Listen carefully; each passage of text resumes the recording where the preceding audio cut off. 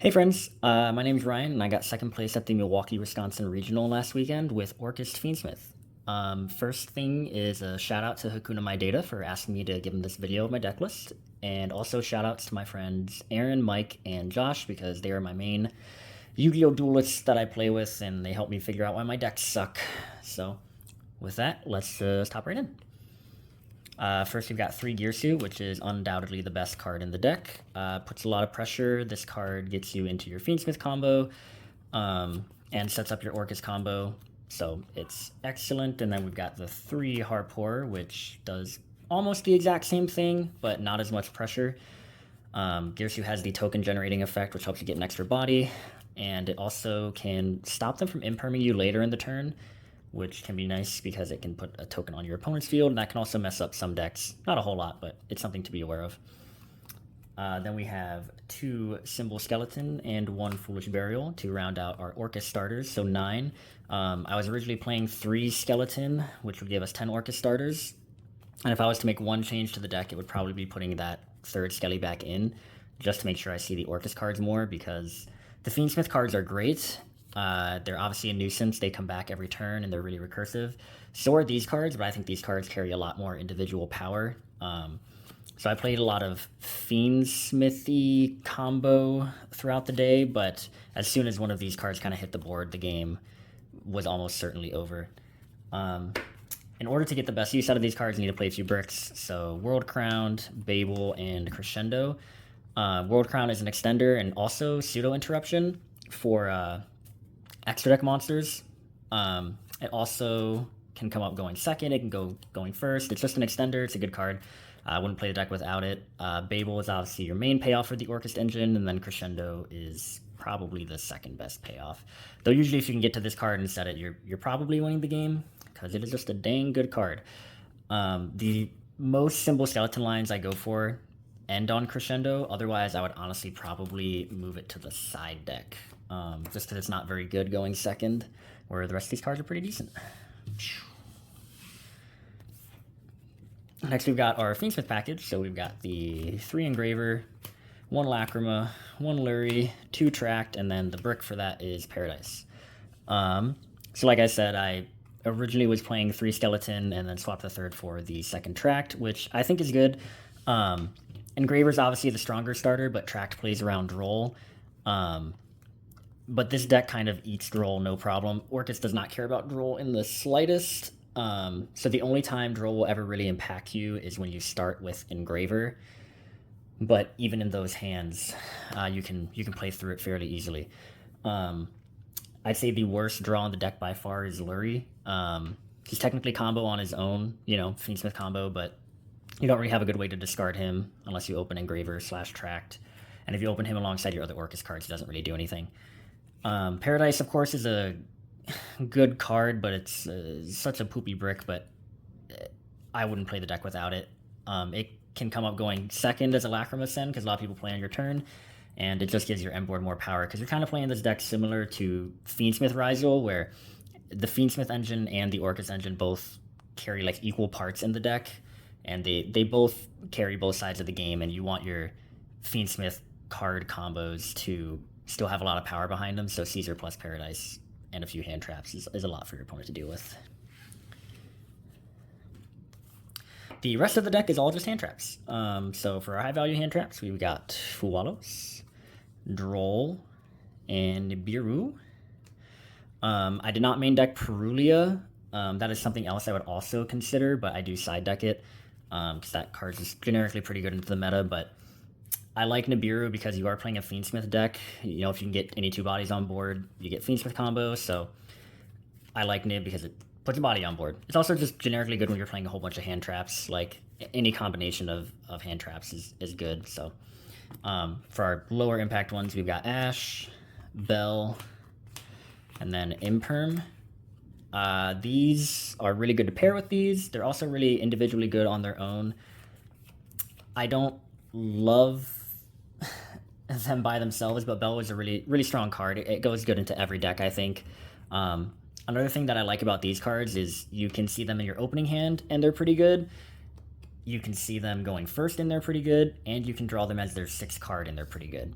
Ashing Whitebinder or the MTP trap. You can bell the Whitebinder once it comes back. You can bell March Hare. You can bell Bestials. You can bell any of the Mitsurugi cards. This card is really strong, and I really valued that. And then I also just last two hand traps are the two Bestials. Again, hand trap that puts a body on board, which is good just generically for link climbing, which this deck is a link climbing deck, and of course, Fiendsmith plays, so those cards are pretty good, and that is my main deck.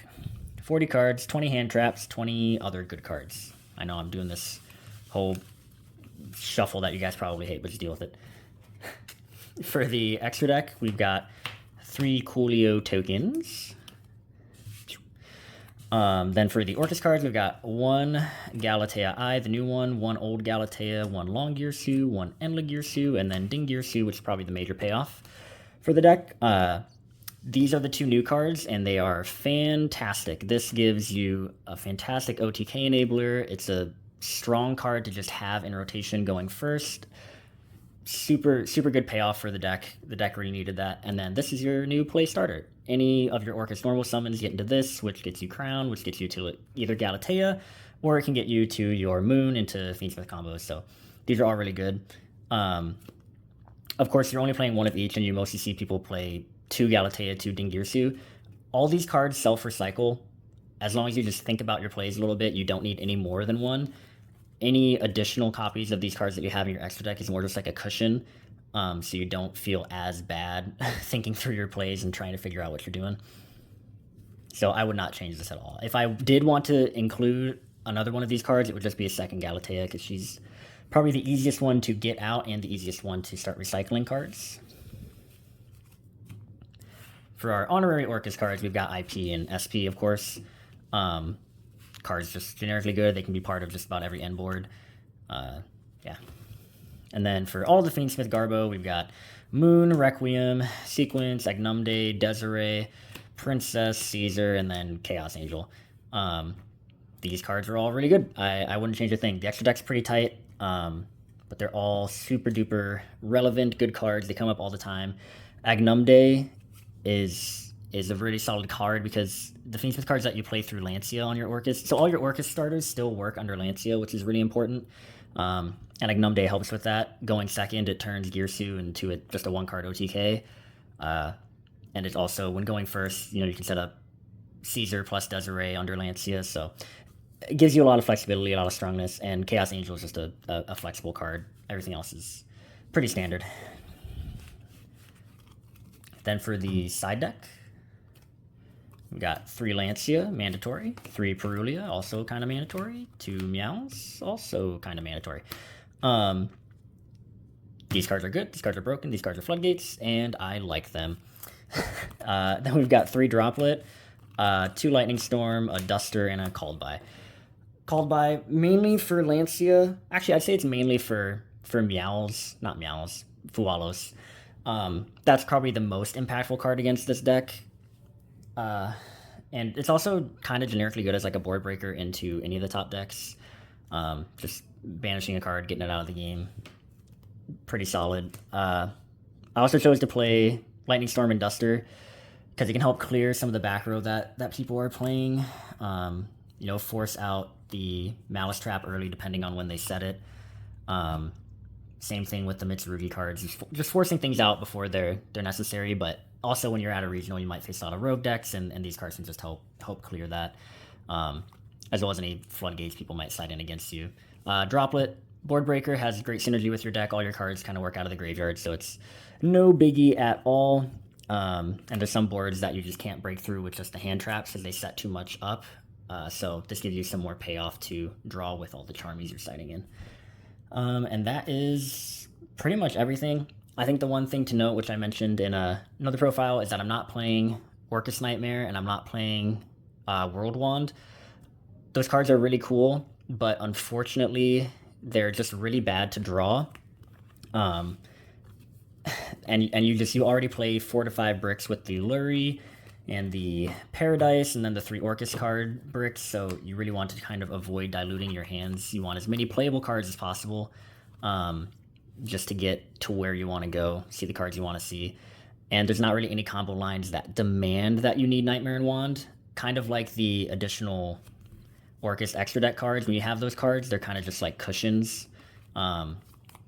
They help you in instances where you might be a little stuck, but the engine recycles just fine. The engine gets everywhere it needs to go just fine without those cards. So I highly recommend trying to play without them if you can. If not, well, sorry. I think you should.